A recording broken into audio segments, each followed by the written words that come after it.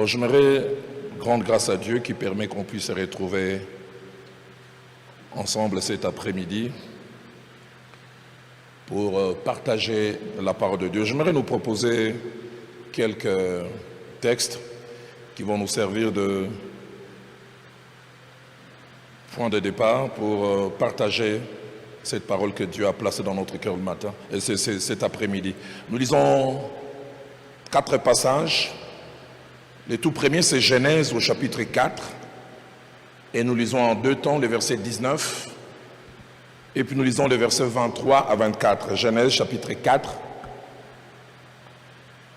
verset 19.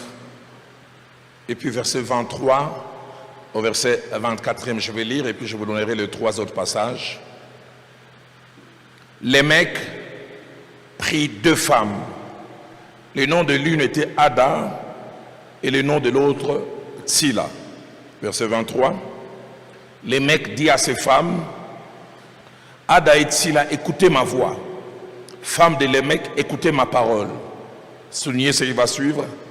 J'ai tué un homme pour ma blessure. D'autres versions disent, on m'a blessé et j'ai tué un homme pour cela. Et un jeune homme pour ma meurtrissure. Il dit, une autre version dit, on m'a à peine froissé et je me suis vengé en tuant un jeune homme. Caïn sera vengé 7 fois et Lémec 77 fois. Lisons 2 Samuel au chapitre 13, assez longue lecture, mais très importante.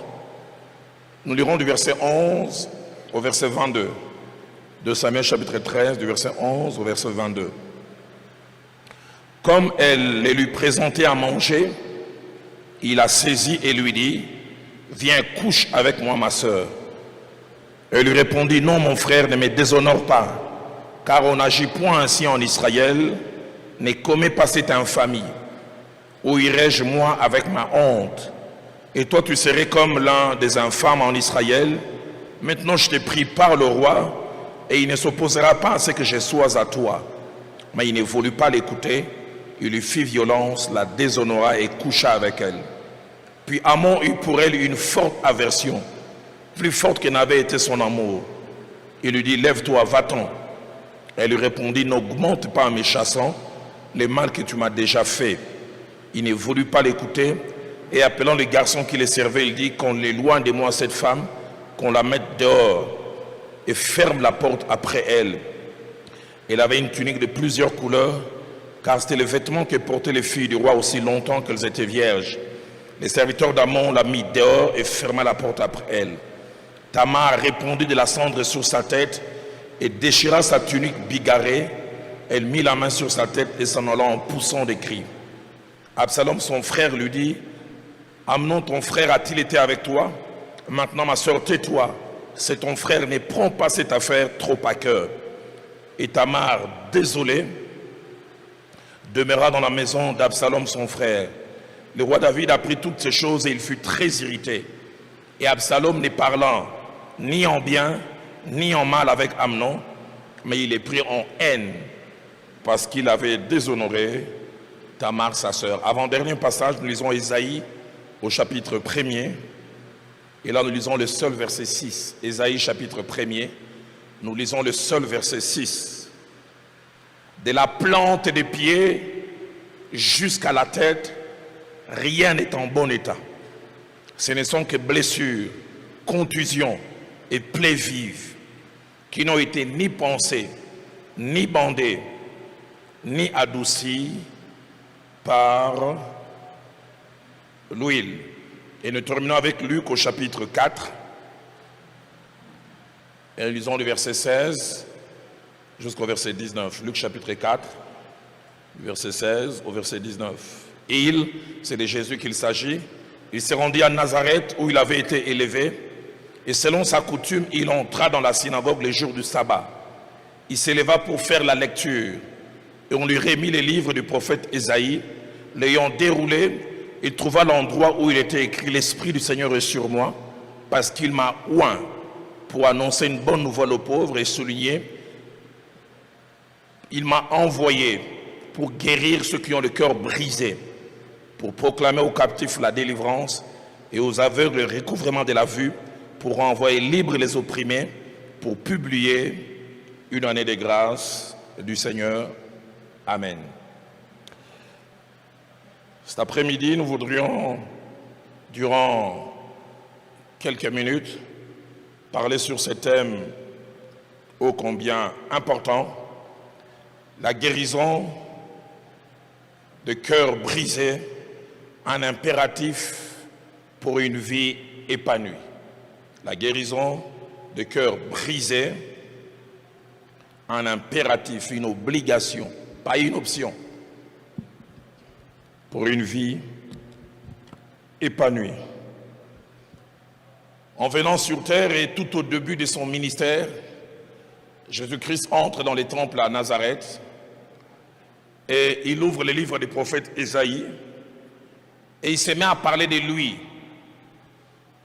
en termes de sa feuille de route, la mission pour laquelle il est venu. Et il dit d'abord qu'il est venu équipé parce que l'esprit lui a été donné. Mais puis il commence à parler, cet esprit lui a été donné pour faire quoi? Et tous les étudiants et les commentateurs de la Bible se mettent d'accord pour dire les choses qu'il a mentionnées, les sont selon l'ordre d'importance. Et la première des choses que Christ mentionne, il dit l'esprit lui a été donné pour annoncer une bonne nouvelle aux pauvres. Là, il veut parler la prédication du message du salut, le salut éternel. L'esprit m'a été donné pour parler aux gens qu'il y a une éternité et que les gens doivent aspirer à cela.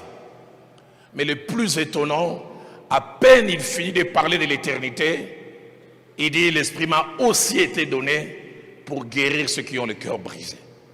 Juste après le salut, il place la guérison de cœur brisé. Et le plus étonnant, il les place même avant la délivrance de l'activité démoniaque. Parce que ce n'est qu'après qu'il dit renvoyer libre les opprimés, proclamer une année de grâce. Il parle du salut et directement après le salut, la guérison des cœurs brisés. Au travers de cette déclaration de Jésus, quand il dit que juste après le salut, il vient s'occuper des cœurs brisés, Christ veut faire ressortir 4 choses que je vous prie de noter. La première que Christ veut faire ressortir, c'est qu'il reconnaît l'existence d'une partie de l'homme qui est d'une grande importance. Il parle du cœur. Mais le mot cœur là, ce n'est pas ces muscles géants physiques qui pompent le sang dans tout notre corps, appelé cœur.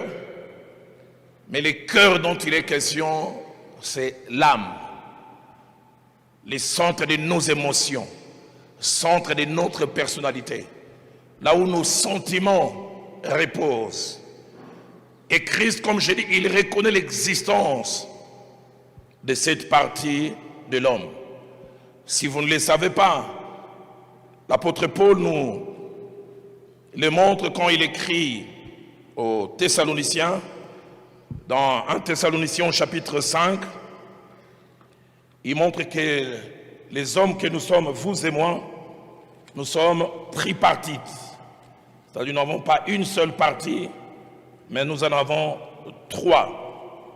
Quand il écrit aux Thessaloniciens, 1 Thessaloniciens, au chapitre 5, au verset 23, il dit que le Dieu de paix vous sanctifie lui-même tout entier. Et il explique cette entièreté. Il dit que tout votre être, esprit, âme et corps soit conservé. Esprit, âme et corps. Et comme je le disais, Christ reconnaît l'existence de cette partie importante qu'est l'âme. Deuxième chose mentionnée au travers de la déclaration de Christ, il reconnaît la valeur et l'importance de cette partie de l'homme. Ceux qui étudient l'homme disent que le corps est la partie extérieure qui nous permet d'entrer en contact avec le monde extérieur au travers des 5 sens. C'est la partie la plus visible. Et puis la partie la plus enfouie, c'est l'esprit. Et l'esprit qui nous permet de rentrer en contact avec des réalités spirituelles. Et l'âme se présente comme étant la partie médiane, au milieu, entre les corps et l'esprit.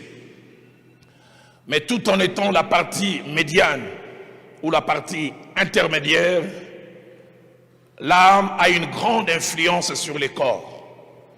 C'est que l'âme ressent, les corps finissent par les ressentir. Nous le verrons tout à l'heure au travers de quelques exemples. Tu es triste et tu n'as plus faim. Nous parlerons tout à l'heure de Anne, lorsque la Bible dit que sa rivale Pénina l'a mortifiée et lui prononçait des paroles dures. Et la conséquence, la Bible dit, Anne pleurait et ne mangeait pas. Et pourtant, ce ne sont que des paroles. On ne l'a pas tapé avec la main. La tristesse dans le cœur. Et voilà, désormais, l'appétit est parti. Mais ce que l'on ressent aussi dans son esprit peut influencer. Ce qu'on ressent plutôt dans son âme peut aussi influencer l'esprit. C'est pourquoi les sages, dans Proverbes chapitre 4, verset 23, connaissant la valeur de l'âme ou le cœur, il dit, garde ton cœur plus que toute autre chose, car de lui dépendent les sources de la vie. Une autre version dit, dépendent les limites de ta vie. Et Christ, en disant cela, il montre l'importance de l'âme. Troisième chose, cachée au travers de cette déclaration de Christ, Christ reconnaît que le cœur ou l'âme peut recevoir des coups. C'est pourquoi il parle de cœur brisé. Les cœurs brisés. Est-ce que quand il parle de cœur brisé, il veut dire qu'on est venu vous taper ici à la poitrine, et même quand vous taperez à la poitrine, on ne toucherait pas l'organe lui-même. Il parle de cœur brisé. Et si Louis II parle de cœur brisé, la version Martin parle du cœur froissé. Et chaque fois, ces deux termes qui sont utilisés sont des termes très forts. Et brisé et froissé. Dans la racine en grec, ça veut dire deux choses. Ça veut dire recevoir des coups violents qui entraînent la cassure en plusieurs morceaux. Christ dit, j'ai été envoyé pour m'occuper des cœurs qui ont reçu des coups violents et qui sont devenus des morceaux. Mais deuxièmement, brisé veut dire aussi qui a été serré fortement jusqu'à perdre sa forme initiale. Quand on dit on a froissé une feuille, tu as un papier duplicateur, tu l'as froissé, même quand tu viens tirer après, ça n'a plus la forme initiale. Ça a été tellement serré. Et Christ dit, il y a des cœurs qui ont été serrés, qui ne sont plus les mêmes. Il y a des cœurs qui sont en morceaux. Et comme je l'ai dit, il reconnaît que les cœurs peuvent recevoir des coups. Et quatrièmement, lorsqu'il dit qu'il est venu guérir les cœurs brisés, il reconnaît la nécessité qu'il y a pour le cœur qui ont reçu des coups d'être guéri. Guéri. Guéri. Et ce soir, nous allons étudier ce sujet en 4 sous-points. En 3 sous-points plutôt, pardonnez-moi. Et puis, le 4e sous-point, c'est comme une forme d'appendice avec lequel je terminerai. Les premiers sous-points, nous allons parler, c'est quoi un cœur brisé? Et qu'est-ce qui amène le cœur à être brisé? C'est quoi un cœur brisé? Et qu'est-ce qui amène un cœur à être brisé? Qu'est-ce qui arrive plutôt? Pardonnez-moi, c'est quoi un cœur brisé? Et qu'est-ce qui arrive lorsqu'un cœur est brisé? C'est quoi un cœur brisé? Et qu'est-ce qui arrive lorsqu'un cœur est brisé? Deuxième sous-point, qu'est-ce qui brise le cœur? Les causes. Qu'est-ce qui brise le cœur? Et le troisième sous-point, peut-on guérir lorsqu'on a eu un cœur brisé? Peut-on guérir? Et puis, ou quatrième sous-point, mais ça c'est l'appendice que j'ajouterai à la fin. Pourquoi devrions-nous guérir lorsque nous avons eu un cœur brisé? Pourquoi c'est si important? Alors j'aborde les tout premiers points. C'est quoi un cœur brisé? Et qu'est-ce qui arrive lorsqu'un cœur est brisé? La définition d'un cœur brisé, je peux aller dans deux directions. Un cœur brisé, c'est un état émotionnel d'une personne qui a reçu des coups, non pas au niveau de son corps, mais au niveau de son âme, et qui ont laissé des séquelles. C'est l'état émotionnel d'une personne qui a reçu des coups, non pas au niveau de son corps, mais au niveau de son âme, et qui ont laissé des séquelles. Deuxièmement, un cœur brisé, c'est un état émotionnel d'une personne qui consciemment ou inconsciemment a connu ou vécu des situations qui ont été comme des chocs au niveau de son âme et qui ont laissé des séquelles dont la personne est consciente ou inconsciente.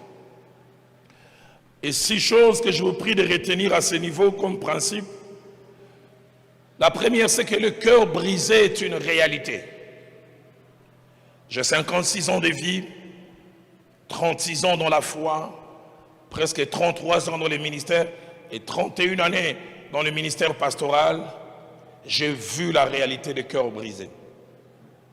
Dans les entretiens pastoraux, dans les cures d'âme, dans les délivrances, le cœur brisé est une réalité. Ce n'est pas un leurre, ce n'est pas de la rêverie. Deuxièmement, le cœur brisé est toujours causé par quelque chose. Le cœur ne se brise pas de lui-même. Il y a toujours un agent causal. Troisièmement, le cœur brisé l'est par des personnes qui nous font mal consciemment, mais des fois inconsciemment. Des gens qui nous font mal consciemment ou inconsciemment.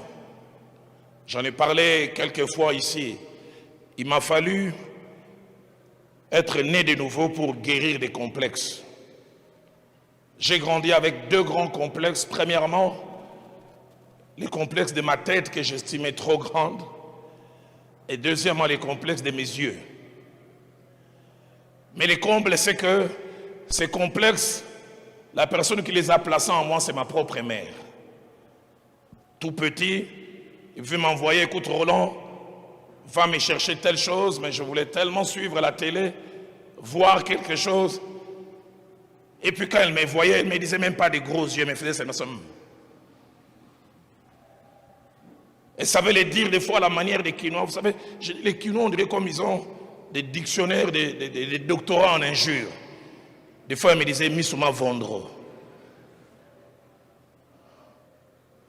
J'avais pas conscience que j'avais des trop grands yeux, mais c'est elle. Elle me faisait mal, elle n'avait pas l'intention de me détruire. Mais elle ne savait pas comment ça me faisait mal. Et un ami disait, en termes d'injures, des fois il y a apaisement quand on t'a injurié puis tu reprends aussi. Mais le problème avec les parents, eux seuls ont le droit de vous injurier et vous ne reprenez pas. Ça te calme un peu quand on te dit, tout mon nettoie Dieu, c'est ma colomiquée. Mais avec les parents, eux seuls ont le droit de dire ces choses. Et je me souviens plus tard, quand je commençais à grandir, 5e, 6e primaire, quand les amis ont commencé à me dire que j'avais des très grands yeux et que j'étais vilain, pour moi, ce n'était qu'un rappel. Parce que quelqu'un à la maison me l'avait dit. Quand j'ai reçu Christ comme Seigneur et Sauveur, je suis allé voir ma mère. Je parlais avec elle. Elle a eu mal. Elle me disait, mais Roland, je ne voulais pas te faire mal. J'ai dit, tu n'as aucune idée combien tu m'avais fait très, très mal. Les complexes qui sont nés en moi, c'est elle qui était l'auteur. Et j'ai fait ce travail. Vous savez, nos mamans, des fois, elles ne veulent pas te faire mal. Tu es né avec une denture qui n'est pas bien, elle ne te jurie même pas. Elle dit, Angalia. Kama. Ça. Et des fois, il te dit rien, tu fais ça. Hein?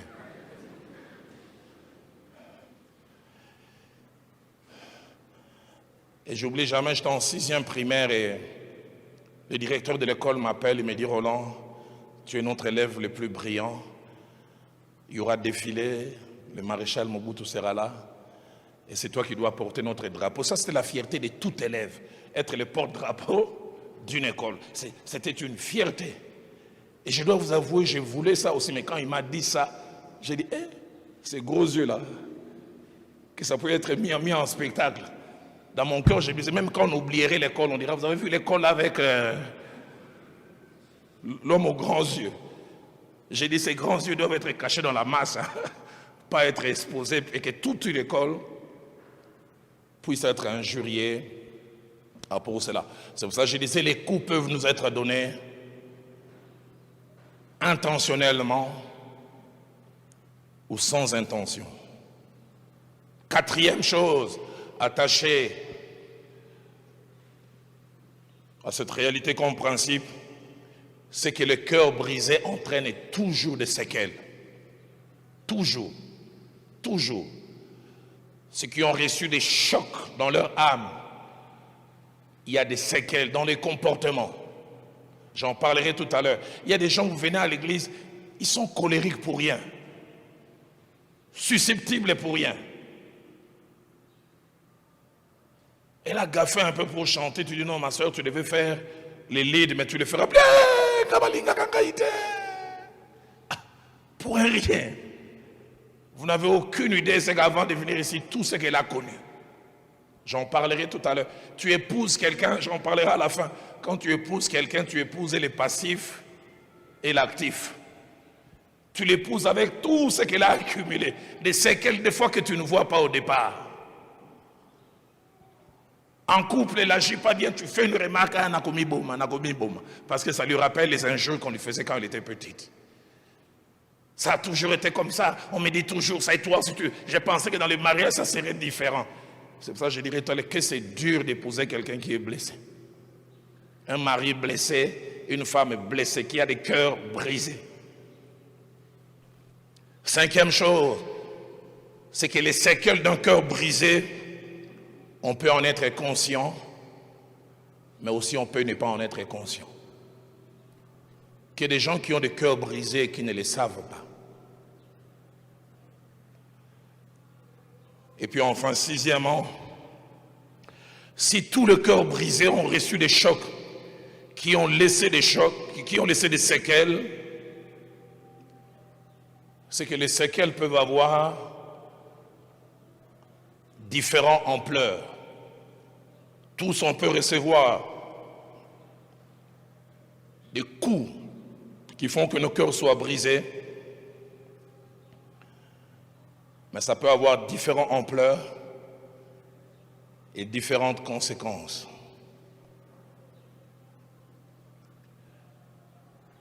Entre 1933 jusqu'en 1945, le monde a failli être détruit. L'humanité tout entière. Parce qu'un homme avait un cœur brisé. Et son cœur était tellement brisé, nous en parlerons tout à l'heure, il a eu à faire ce que la plupart des personnes au cœur brisé font, c'est la généralisation. Il était tout petit, quand à l'âge de 4 ou 5 ans, il a découvert que son père, qui était d'origine juive, mais si on remonte des nationalités autrichiennes, avait laissé tomber sa mère.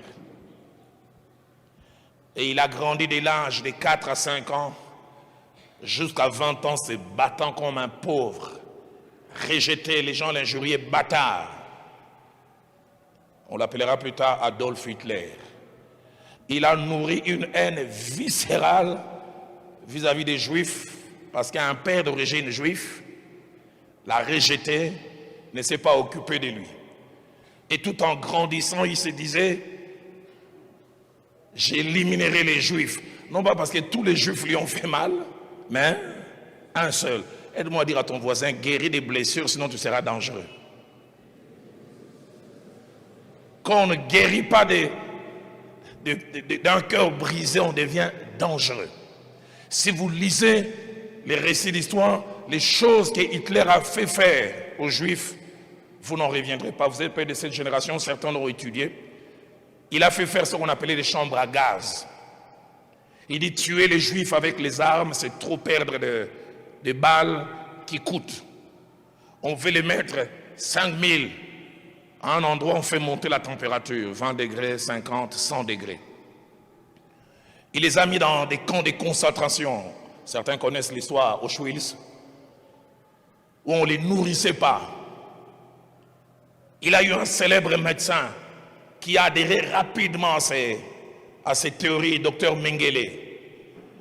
Et Mengele faisait des expériences et les cobayes étaient des Juifs. Il prenait une femme juive vivante, il ouvrait les ventres pour voir comment un enfant vit. Il faisait des expériences pour voir comment quelqu'un réagit devant la peur jusqu'à mourir. Mais on prenait toujours des Juifs, on place un Juif dans un rail de train et on amène un train. Et puis on met toutes sortes d'instruments, comment la personne est en train de trembler et comment il réagit, et puis il tire des principes. Mais ces cobayes, c'était des Juifs et Hitler s'en réjouissait. Hitler avait comme objectif décimer tous les Juifs. Il semble après il visait les Noirs. Heureusement qu'il est parti avant. S'il était là, toi et moi, je ne pense pas qu'on serait là ce soir. Il disait qu'il faut garder la race supérieure, la race aryenne. Tous, on peut avoir des cœurs brisés, mais on les a à des niveaux différents. Dans Isaïe chapitre 1er que nous avons lu, au verset 6, des choses étranges sont mentionnées en rapport avec les coups et leurs conséquences. Les versets commencent par dire « Rien n'est en bon état ». De la plante de la tête jusqu'à la plante des pieds, rien n'est en bon état. Et on dit ce ne sont que blessures. Et quand on dit blessure, c'est-à-dire la peau s'est ouverte. Deuxième terme qu'on utilise, contusion. Quand on parle de contusion, c'est-à-dire la plaie est intérieure, mais au-dessus ça ne fait qu'un gonflement. Et puis on utilise un troisième terme, plaie vive. Tous ces trois sont des conséquences des coups. L'un a des blessures, l'autre a un gonflement, contusion, mais une troisième personne, on parle des plaies vives. La peau totalement ouverte. La version française courant parle des blessures, des traces de coups et des plaies ouvertes. La version Free Martin parle des blessures, meurtrissures, mais parle aussi des plaies infectées. Certains ne sont pas simplement blessés. Ils ont des plaies infectées dans l'âme. Derrière ces maquillages, infection plus. Dureté dans les langages. Une façon de se comporter. J'en parlais tout à l'heure, vous verrez des jeunes filles qui ont été les cœurs brisés par des gens qui viennent les solliciter en mariage et puis finissent par partir. Elle a connu 3-4 expériences comme ça, cœur blessé. Et tu viens la 5e fois, tu vas subir les foudres. Tu commences tellement à t'intéresser à ce que je peux te parler. Vous commencez toujours comme ça. Cette agressivité, au fait, ce n'est pas toi. C'est tout ce qu'elle a connu. Elle te fait payer. Blessure, contusion et plaies vives. Et ces contusions, ces plaies vives entraînent une conséquence que je venais de mentionner tout à l'heure. Isaïe chapitre 6, chapitre 1, verset 6, par des conséquences. Parce que quelqu'un est blessé, écoutez ce qu'il dit, de la plante des pieds jusqu'à la tête, rien n'est en bon état. Rien ne marche à cause de ces coups, à cause de ces blessures. C'est Louis II dit, rien n'est en bon état. La version Martin dit, rien n'est entier. Il y a des gens qui sont des lambeaux, des morceaux. La version Darby dit, rien n'est sain en lui. C'est-à-dire, rien ne fonctionne normalement. La version française courant dit, rien n'est intact. Et toujours Isaïe chapitre 1er, verset 6, c'est un passage très important. Pourquoi rien n'est en bon état? Pourquoi tout est en morceaux? Il utilise encore 3 termes. Il parle d'absence de pansement. Parce qu'il a des plaies qui n'ont pas été pansées. Il y a eu des plaies, mais il n'y a pas eu de pansement. Quand on parle de pansement, on vient d'abord s'occuper de la plaie en enlevant toutes les choses négatives. On met l'alcool, on met du mercurochrome. Et puis il dit de 2, non seulement absence de pansement, absence de bandages. Des plaies qui n'ont été ni pansées, ni bandées. Le bandage permet de couvrir soit une plaie, ou soit d'immobiliser un membre qui a reçu un choc afin qu'il retrouve sa force. Et 3e terme qu'il utilise, absence d'adoucissement ou de calmant. Des plaies qui n'ont été ni pansées, ni bandées, il dit ni adoucies. Et il utilise un terme sur lequel je reviendrai à la fin, par l'huile. Et là déjà l'huile c'est le symbole du Saint-Esprit. Pas de guérison de cœur brisé sans le Saint-Esprit. C'est l'Esprit de Dieu capable de guérir le cœur brisé, capable de le faire. Dans Luc au chapitre 10, au verset 30, la Bible nous montre un peu ce qui se passe sur le chemin de la vie. Vous connaissez ces récits qu'on dit habituellement, le récit du bon Samaritain. Qu'un homme descendait de Jérusalem à Jéricho. Il avait dit, il fut rencontré par des brigands. Sur les chemins de la vie, dans les voyages de la vie, nous rencontrons des brigands. Il avait dit, ces brigands les dépouillèrent. Ils les chargèrent de coups. Et les laissèrent à demi-morts. Ils auraient pu les tuer, l'achever. Ils ont simplement baissé sa qualité de vie. Des coups. Et plusieurs choses arrivent lorsqu'un cœur est brisé. 4 choses principalement. La première des choses qui arrive lorsqu'un cœur est brisé, il y a des conséquences physiques. Des conséquences physiques. La médecine et même la psychanalyse aujourd'hui parlent de ce qu'on appelle des maladies psychosomatiques. Des maladies qui n'ont aucun lien avec un microbe, aucun lien avec une bactérie, aucun lien avec quelques virus. L'âme souffre. Au niveau des émotions, on souffre et c'est en train de maladie. Vous verrez un jeune homme de 20 ans qui fait de l'hypertension. Simplement, les problèmes viennent au niveau du cœur. Vous verrez cette jeune fille qui a connu tellement de déceptions, commence à avoir des maux d'estomac, cirrhose, des fois, ulcère d'estomac, problèmes physiques, mais origine émotionnelle. Des déceptions qui se suivent, la personne commence à maigrir. Deuxième conséquence qui arrive lorsque le cœur est brisé, des conséquences émotionnelles.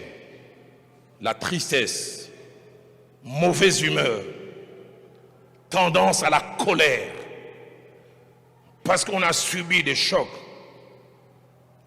Dans 2 Samuel chapitre 13, verset 19, verset 20, chaque fois que je lis cette histoire, je dis, Seigneur, que de telles choses n'arrivent pas à mes filles. Elle s'appelait Tamar, une jeune fille qui rêvait de vivre une vie paisible, jusqu'à ce que son demi-frère Absalom, Amnon plus tard, commença à s'amouracher d'elle. Et c'est sûr, elle a su cela. Les jours où Amnon l'invite, il veut aller avec, il dit non, faisons les choses dans les règles de l'art. Demande à papa que je devienne ton épouse. Mais Amnon n'a pas voulu l'écouter. La Bible dit Amnon la violenta. Mais quand Amnon a fini, la Bible dit à la place de l'amour fou, parce que Amnon devenait presque malade, c'est l'adversion et les rejets. Faites sortir cette jeune fille. Et la Bible dit 2 choses concernant Tamar. La première, elle poussait des cris. Elle avait mal, non pas physiquement, mais elle avait mal émotionnellement. Et la deuxième, au verset 20, la Bible dit, elle était désolée. L'original dit, elle était courbée. La brillance de Tamar est partie parce que quelqu'un lui a volé l'essentiel, sa virginité, et l'a jetée à la poubelle. Et puis après, on dit, elle était enfermée Désormais, elle a honte, elle est complexée, elle ne veut plus sortir. Elle a pris même sa robe de plusieurs couleurs qui était la fierté de la virginité, elle a déchiré ça. Conséquence émotionnelle. Troisième conséquence qui arrive lorsqu'on a un cœur brisé, c'est conséquences comportementales.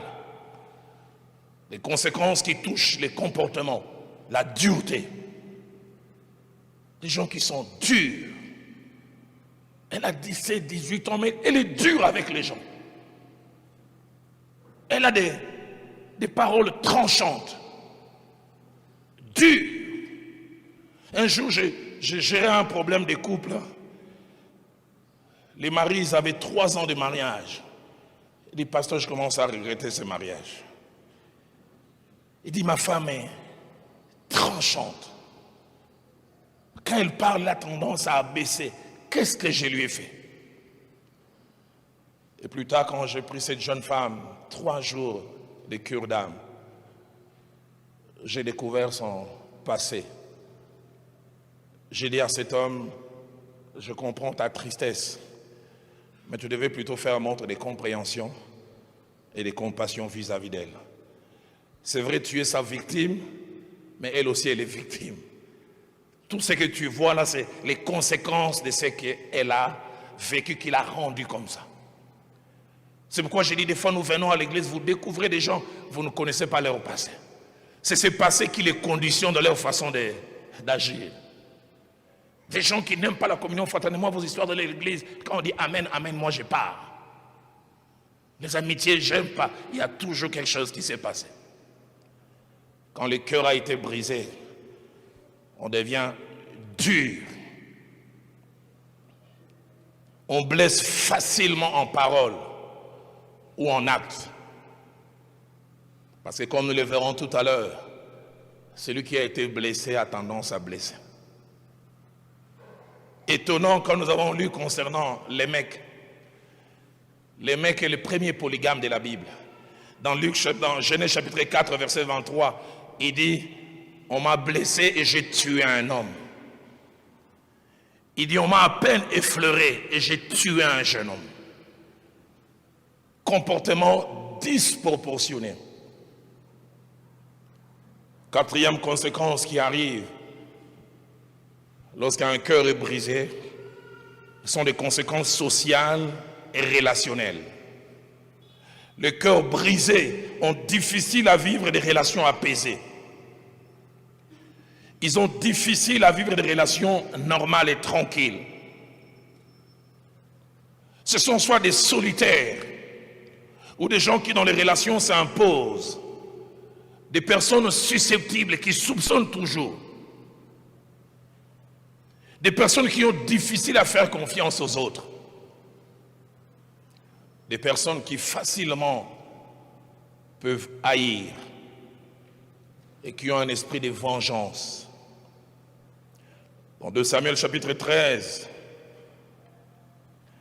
verset 22, et je toucherai ça à la conclusion tout à l'heure, pour vous montrer combien quelquefois nous avons des cœurs brisés, non pas parce qu'on nous a fait mal directement, mais parce qu'on a fait mal à quelqu'un qui est attaché à nous. Absalom était attaché à Tamar qui était sa sœur, et quand il a appris que Tamar a été abusée, la Bible dit, il ne parlant ni en bien, ni en mal d'Amnon. Désormais indifférent. Quand Amnon le voit, bonjour Absalom. Dans le cœur, il dit, Makamosala. Et la Bible ne s'arrête pas là. Non seulement qu'il ne parla ni en bien, la Bible dit, il est pris en haine. Et quand quelqu'un a de la haine, ça se voit. Quand des gens sont en train de vanter Amnon, mais pourquoi vous les vantez? Qu'a-t-il de si spécial? On dit de l'abondance du cœur, la bouche parle. Avez-vous été blessé? Avez-vous un cœur brisé? Aidez-moi à poser la question à votre voisin. Es-tu un cœur brisé?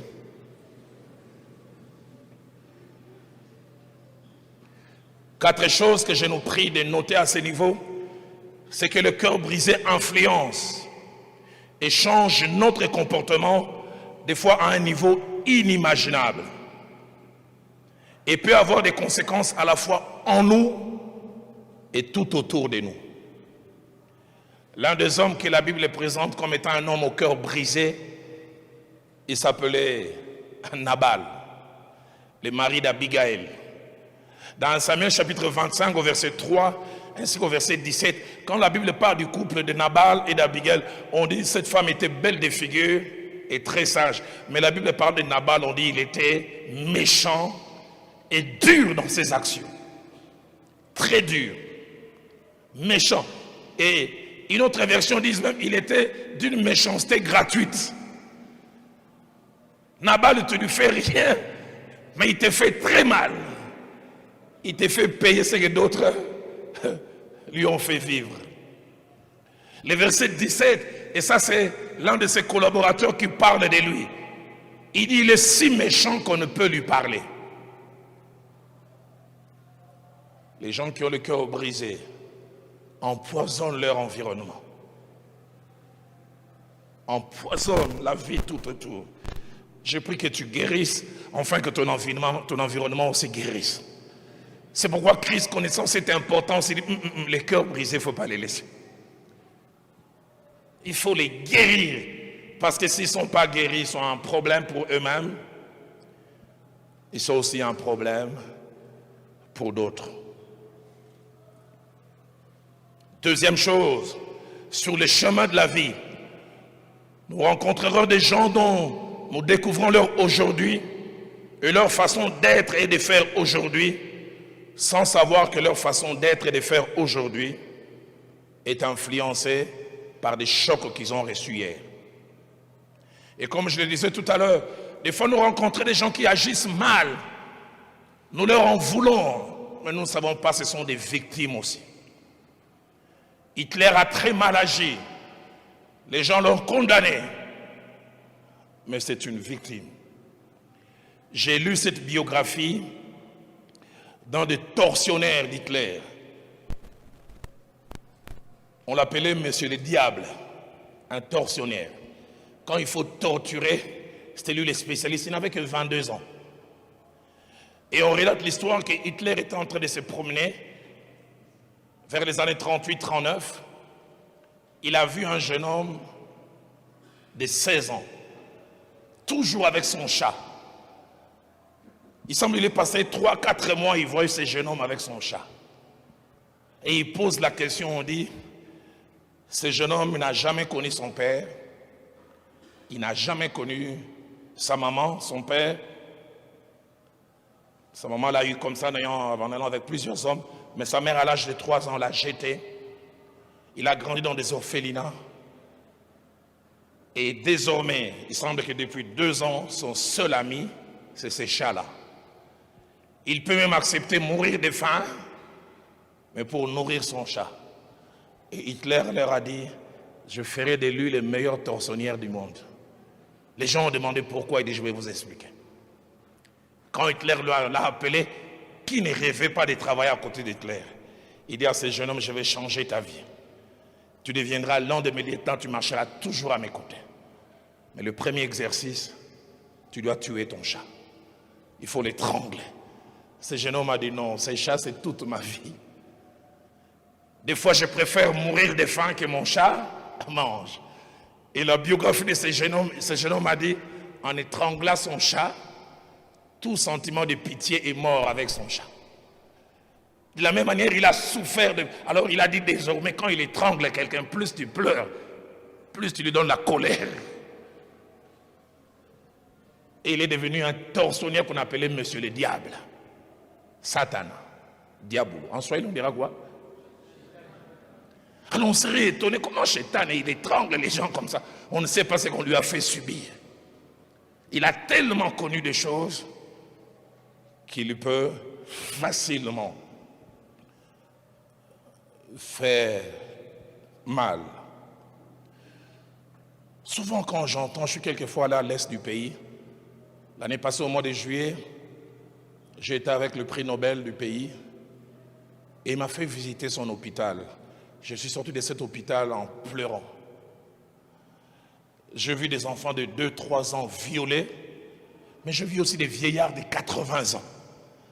Et quand on me montre le militaire qu'on a arrêté, 25 ans, je dis, 25 ans, cette mémé, tâté, dont le corps est fini comme ça, qu'est-ce que tu retires de bon? Mais quand tu parles avec ces jeunes gens, tu comprends. Ils ont subi des choses de telle sorte que le cœur n'a plus tout sentiment de pitié. Vous savez, quand un cœur a été brisé, on devient insensible. Les frères de Joseph ont eu le cœur brisé parce que leur père ne les aimait pas suffisamment. Ils vantaient plus Joseph, il a donné à Joseph la tenue de plusieurs couleurs que eux-mêmes vont témoigner plus tard. Quand ils arrivent en Égypte, Joseph commence à leur faire souffrir. Ils disent, nous sommes en train de payer les fruits de nos péchés. L'un de leur rappelle, vous ne vous souvenez pas qu'on l'avait jeté dans la citerne, il criait miséricorde, personne d'entre nous n'avait regardé. Ils voyaient leur frère Joseph, laissez-moi au koufa. Tunique, on a ça étoile, insensibilité. Comment on peut devenir insensible? Pasteur Timothée, j'ai réfléchi, j'ai grandi dans une famille de 5 enfants. Mon frère Rémi, mon frère Dieudonné, mon frère Christophe le cadet, puis ma grande sœur. On a eu nos petits problèmes, mais je ne peux pas vendre mon frère. Et puis je reviens à la maison comme si de rien n'était. Où est Rémi? Il s'est joué. On doit avoir un cœur froissé à un degré inimaginable. Les gens que nous rencontrons, comme je l'ai dit, ce sont des gens qui ont vécu des choses. Troisième des choses, associons Dieu lorsque nous voulons nous attacher à quelqu'un pour la vie. Associons Dieu lorsque nous voulons nous attacher à quelqu'un pour la vie, époux, épouse. Parce que comme je l'ai dit tout à l'heure, quand nous voulons nous attacher à quelqu'un pour la vie, comme lorsqu'on rachète une entreprise ou on hérite, on a avec soi et les passifs et l'actif. Ces garçons avec qui tu veux passer tout le reste de ta vie, tu subiras les séquelles de certaines choses qu'il a connues à 5 ans, à 10 ans. Tu rêveras d'un homme qui te fait des compliments, mais tu auras un homme silencieux. Parce que lui aussi n'a jamais reçu des compliments. Tu rêveras d'une femme qui agit avec douceur, manque de douceur. Elle est tellement dure qu'on l'appelle Margaret Thatcher. Mais ce côté Margaret Thatcher vient de quelque part. Ça ne vient pas comme les scientifiques disent ex nihilo, du vide.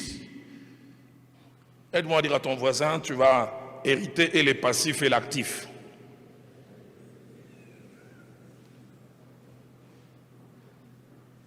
Quatrième chose, les personnes au cœur brisé ne sont pas faciles à vivre, pas faciles à gérer. En amitié, en amour, même dans le milieu du travail. J'ai vu même dans les ministères. Je me souviens d'un jeune homme difficile à vivre, mais plus tard j'ai appris. Ses parents ont divorcé, il avait 4 ans. Il a vécu entre les mains des marâtres qui l'ont fait souffrir. Et ça accompagne, même il est dans les ministères, mais on voit des séquelles. Que des gens nous recevront ici à l'église avec tous les poids de leur passé. Vous verrez certaines personnes qui veulent beaucoup s'affirmer. En général, on dit que les gens qui ont un complexe d'infériorité ont tendance à créer un complexe de supériorité. Il veut se faire voir. Et des fois aussi, les gens qui sont blessés, ils ont une ambition qui naît de frustration. L'ambition en elle-même est une bonne chose, mais la base, on m'a injurié, bâtard. Je vais réussir et ils verront ce qu'un bâtard peut faire. L'ambition est bonne, mais les motivations, et vous verrez telle personne, il a réussi, il a l'argent, tu viens même lui demander $5, il te donne un cours d'économie. Bon, ça passe.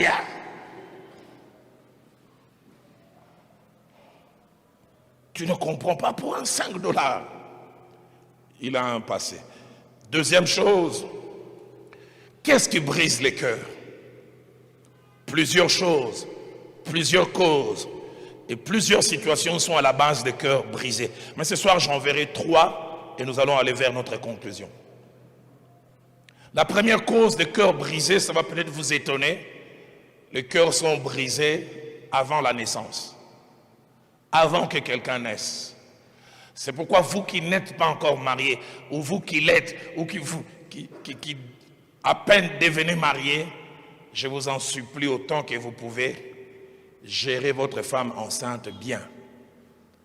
Parce que si vous ne la gérez pas bien, ce n'est pas seulement elle qui aura un problème, c'est d'abord cet enfant et plus tard toute la société. Il y a des cœurs qui sont brisés avant la naissance. Les scientifiques ont prouvé aujourd'hui que tout ce qu'une femme enceinte ressent, émotions positives ou négatives, ça influence l'embryon ou l'enfant. Tout ce qu'une femme, mais ils ont découvert ça tardivement. La Bible en parle déjà. Luc chapitre 1er verset 44. Marie vient de recevoir la révélation qu'elle allait être la mère de Jésus-Christ. Elle court avec empressement rencontrer Élisabeth. Et à peine les deux se rencontrent, la joie qu'Élisabeth avait, l'avait dit l'enfant qui est dans le ventre fit quoi? Tressaillit. Joie extérieure, joie aussi intérieure.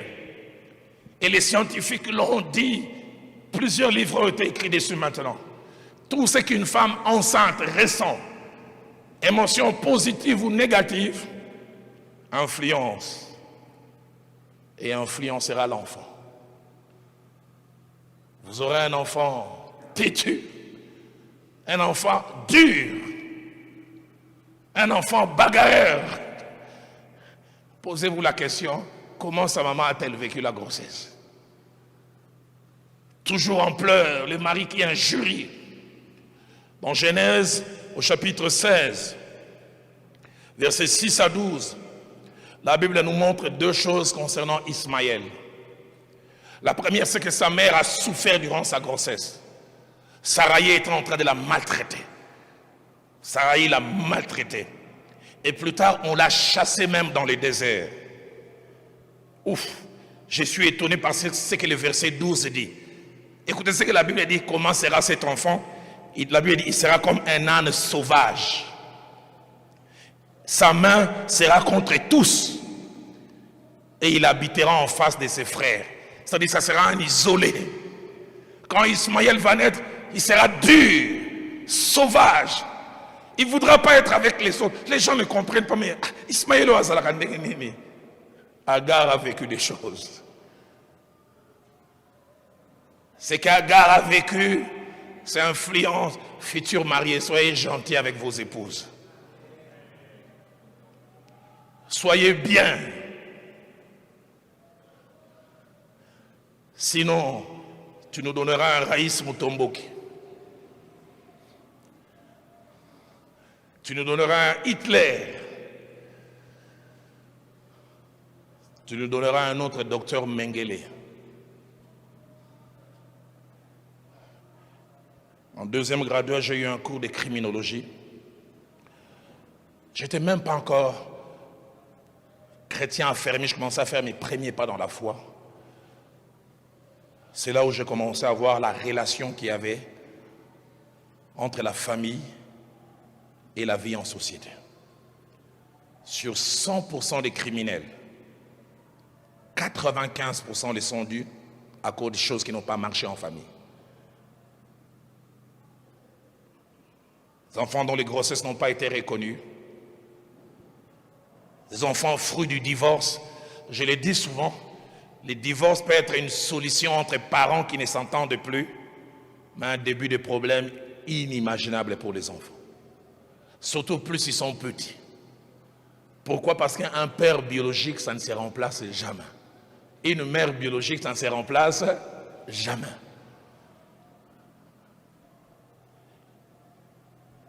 Cœur brisé avant même de naître.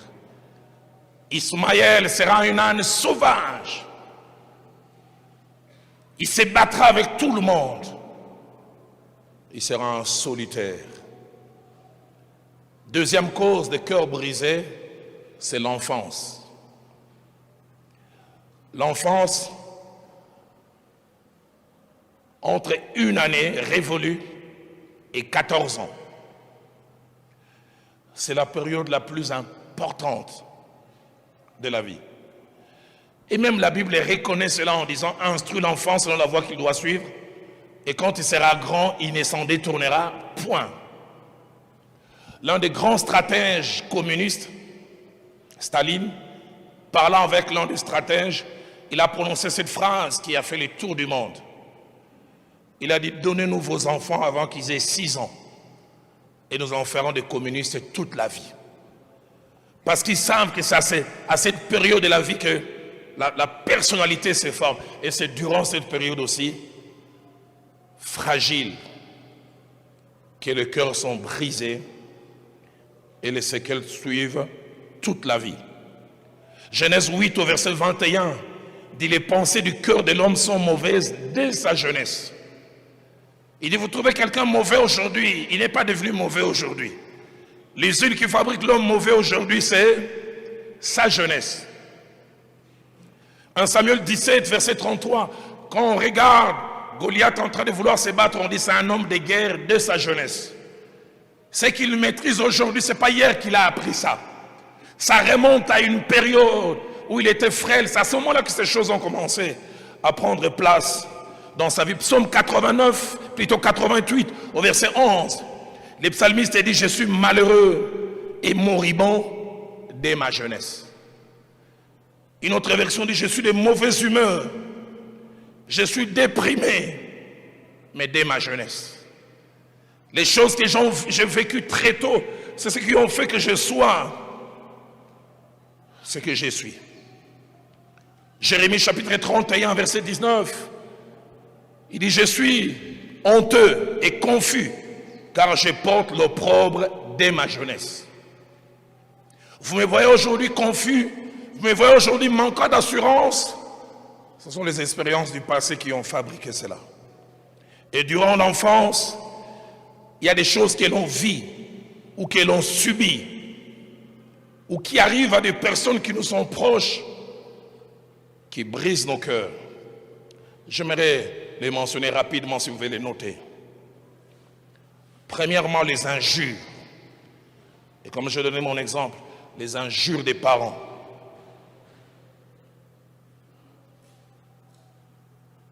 Quand j'enseigne aux parents, je dis n'utilisez jamais l'injure pour corriger un enfant.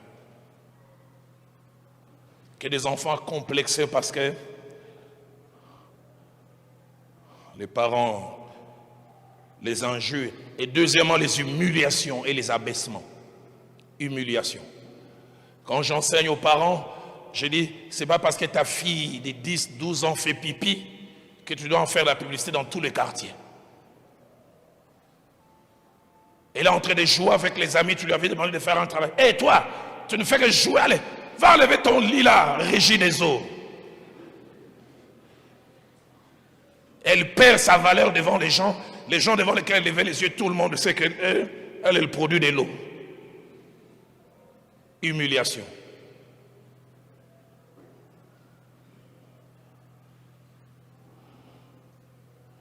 Troisième chose qui crée des blessures dans le cœur des enfants, c'est le climat tendu entre papa et maman. Souvent quand j'enseigne aux parents, je dis, le plus beau cadeau que les parents peuvent faire aux enfants, c'est de s'aimer entre eux. Que les enfants voient cela, sentent cela. Ça sécurise les enfants. J'ai un jeune homme qui m'a dit un jour, il a failli cogner son père. Parce que chaque fois, il attendait papa taper maman. Une fois, papa a cassé les lèvres de maman. Il dit un jour, il avait 13 ans. Papa a tellement tapé maman. Maman a fui et est venue se cacher dans la chambre des enfants. Et papa a suivi. Ce jeune homme, il dit, je me suis tenu entre papa et maman. J'ai tremblé de colère. C'est une manière de dire à papa, si tu oses, tu verras. Il dit, papa, toi tu veux te battre avec moi. Il dit, je ne faisais que trembler. Que des enfants qui n'aiment plus la maison, qui n'aiment plus le climat de la maison, ils préfèrent être dehors pour ne pas assister à ces scènes. J'ai parlé souvent avec des jeunes. Un jeune homme m'a dit, si le mariage c'est ce que je vis entre papa et maman, j'en veux pas. Climat tendu, injure.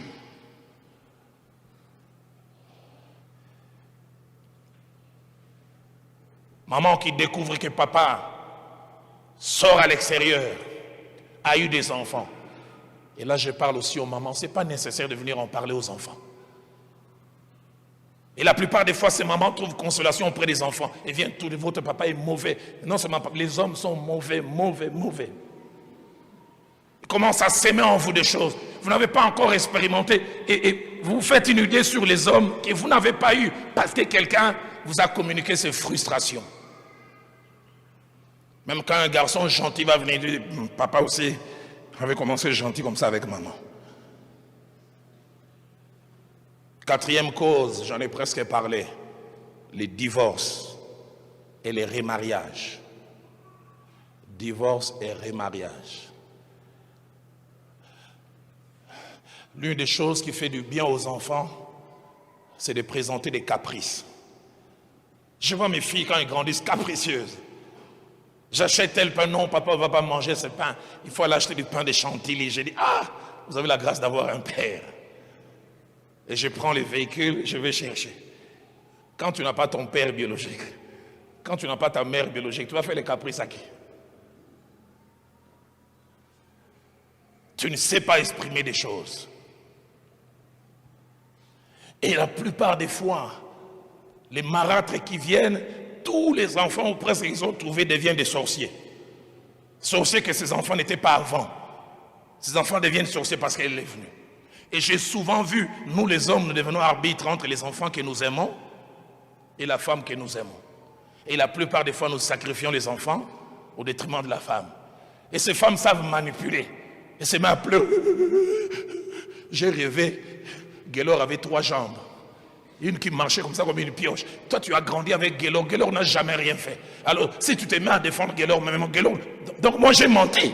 Moi, j'ai menti. Épouse Guélor. Tu commenceras à faire boire Guélor de l'huile de palme la nuit, sans conviction. Guélor, il semble que les professeurs, c'est là. Guélor, il t'a dit, mais papa me connaît, là, j'ai jamais allé. Tu vas boire, parce qu'il va avoir la paix avec sa femme, mais il est en train de détruire un enfant. Quand j'ai prié, cette chose pesait dans mon cœur. Je voyais les chiffres 4, Dieu m'a montré 4 jeunes gens, 3 jeunes filles et un jeune garçon, qui n'ont pas grandi chez papa et maman, qui ont grandi avec d'autres mamans que les leurs et qui en ont souffert et qui souffrent encore aujourd'hui. J'aimerais vous dire, jeunes gens, vous qui êtes chrétiens, mariez-vous bien, afin que vous ne divorciez pas, afin que vous puissiez vieillir avec votre femme et vos enfants. J'ai dit, je suis dans la profession, il n'y a pas plus chose qui fait mal que les divorces des parents, et surtout si les enfants sont petits. Un pasteur qui était chez nous, qui dirige maintenant l'une de nos églises, très loin, il est de 4 ans plus âgé que moi. Il en a voulu à son père et à sa mère d'avoir divorcé. Il dit, quand ils ont divorcé, j'avais 5 ans. Il dit, la mère qui est venue avec 2 enfants commençait à faire de l'injustice. Ses enfants mangeaient bien et nous, c'était à la poubelle. Il dit, pasteur, tu t'imagines, je commençais à aller chercher de la nourriture à la poubelle chez les autres. Et il disait, si vous dites à votre père que vous n'avez pas mangé, vous verrez. Quand papa vient, est-ce que vous avez mangé? Oui. Aide-moi à dire à ton voisin, ne divorce jamais. Change de voisin, dis ne divorce jamais. Mariez-vous bien et vieillissez avec vos conjoints et vos conjointes. Vous sécurisez vos enfants. 5e cause de blessures ou de cœurs brisés durant l'enfance, c'est des viols ou des attouchements sexuels. Pasteur Timothée, quand je parle avec, elle a 22 ans, elle est frigide. Plutôt, elle a 25 ans, 26 ans, elle s'est mariée. Elle n'arrive pas à vivre une sexualité satisfaisante avec son mari. Pourquoi? À 5, 4 ans, un oncle qui est venu du village l'a violenté. Qu'il y ait des jeunes filles ici qui gardent des secrets. Un oncle qui a commencé à mettre les doigts.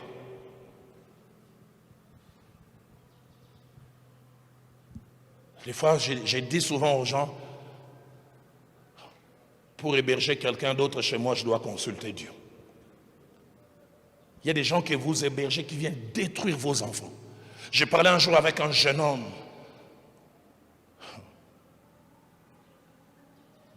19 ans, mais impudique terriblement. Impudique. Il ne sort qu'avec des femmes d'un certain âge. On lui posait des questions, il ne disait rien. Un peu comme j'ai enseigné cette semaine, jusqu'à ce qu'un jour, alors que l'on priait, parole des connaissances. Quand il avait 11 ans, sa tante qui était veuve, très jeune à l'âge de 28 ans, est venue habiter chez eux. c'est sa tante qui l'a initié à la sexualité à 11 ans. On tue l'innocence de cet enfant. À 11 ans. Il dit, il a commencé à m'obliger à les faire chaque nuit. Durant 3 ans. De telle sorte que quand elle est partie, j'étais devenu expert. Vous savez simplement que tante telle est venue. Tante telle est gentille avec. Mais vous ne savez pas que tante est initiatrice. Détruit une vie. Un homme qui est appelé à être l'époux de quelqu'un et détruit la vie. Un autre que j'ai retrouvé plus tard, il était trop demandeur en sexualité avec sa femme. Sa femme n'arrivait pas à comprendre. Le pasteur, il ne s'épousait jamais. Pourquoi? Parce qu'on l'a initié trop tôt. Et trop tôt, il est rentré dans ces choses de telle sorte que son appétit est devenu trop grand. Elle tombe dans un foyer où là, une apprentie. Parce que quelqu'un l'a détruit. 6e, et je prierai tout à l'heure parce que l'Esprit de Dieu m'a montré aussi des personnes qui ont subi des viols. Et vous savez, en général, les viols, on n'en parle pas. On en a honte. On n'en parle pas à cause des incidents que ça peut créer en famille. Si j'en parle, maman va aller crier.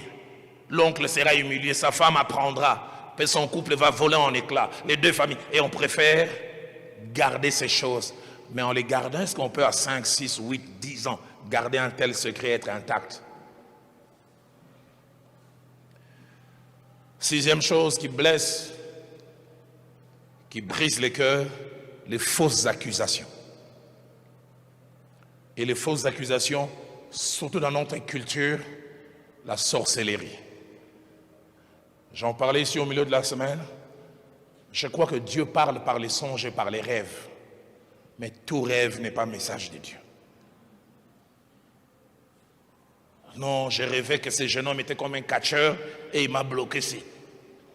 La sorcellerie. 5 ans, 6 ans, 3 heures du matin, on vient te réveiller.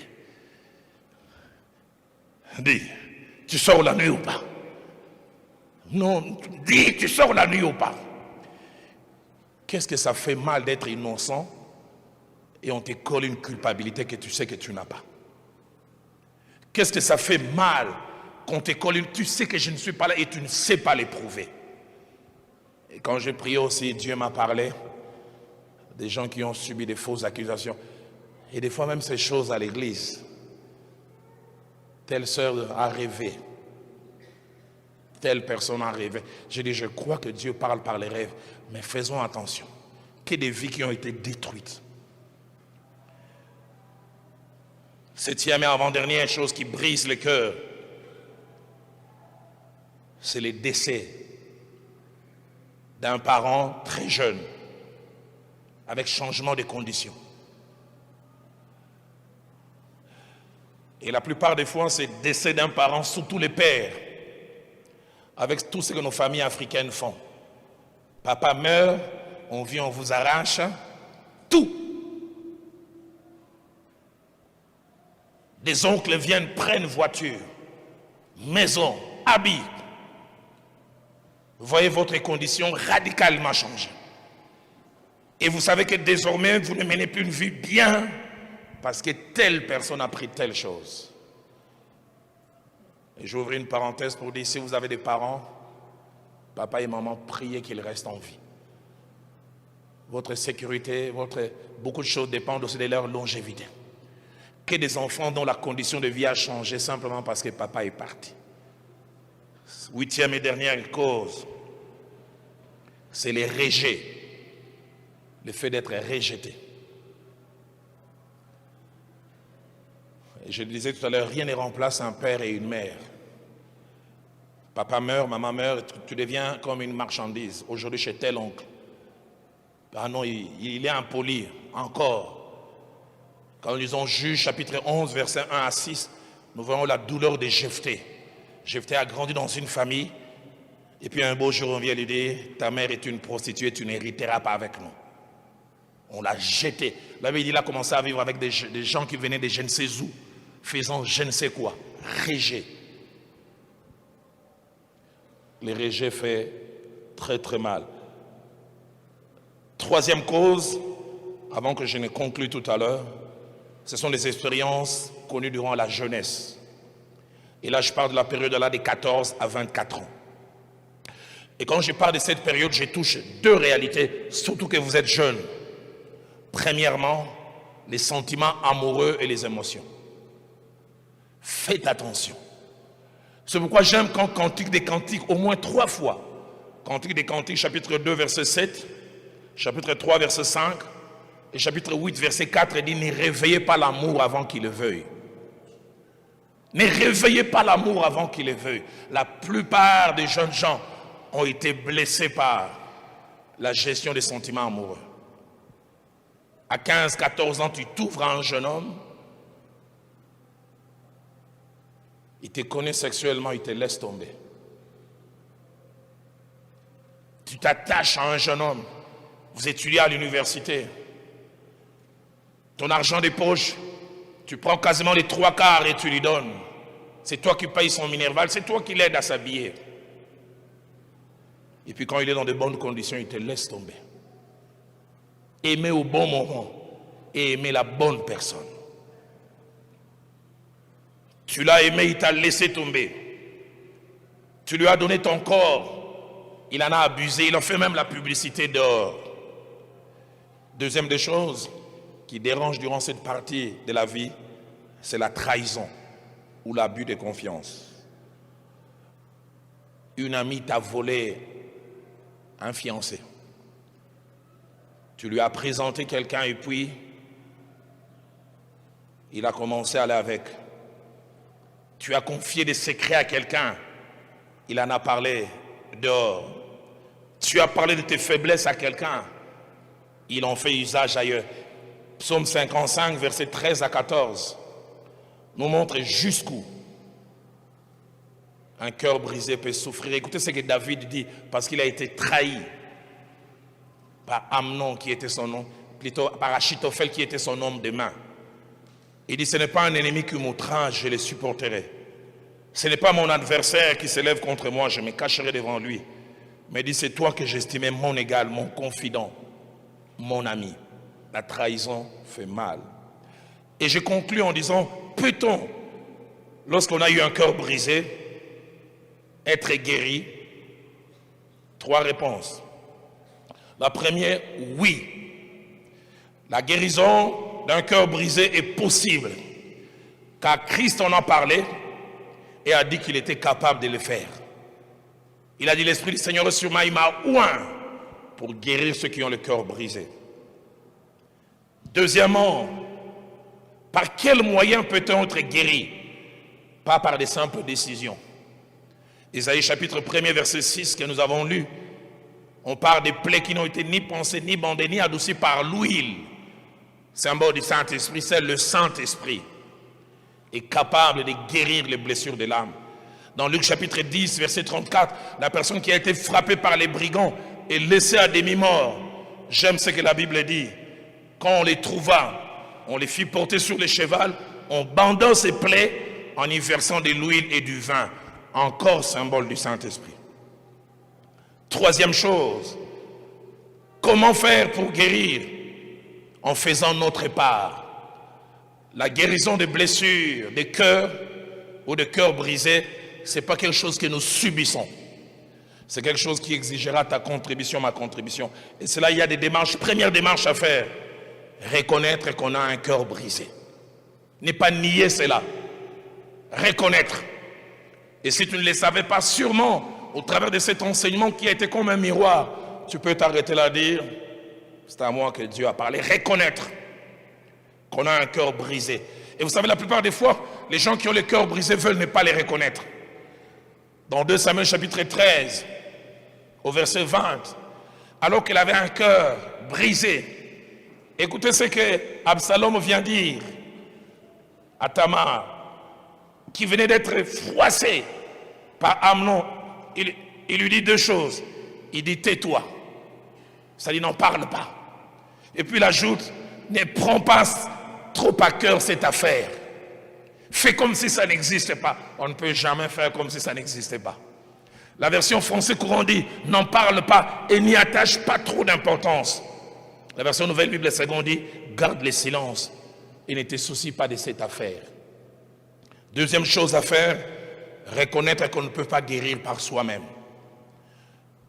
Et là, j'aimerais peut-être choquer les scientifiques.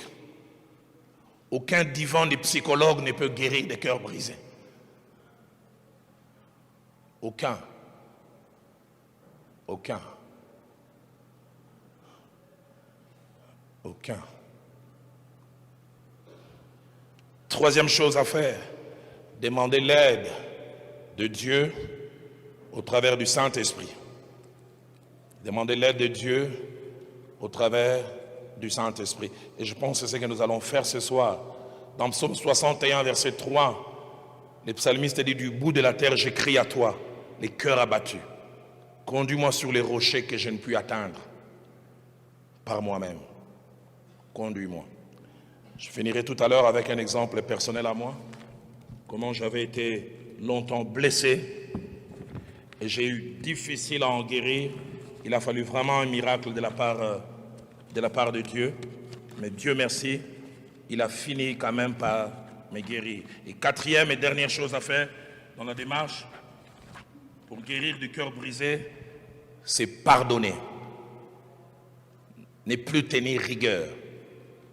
Et ça aussi, c'est Dieu seul qui peut nous rendre capables.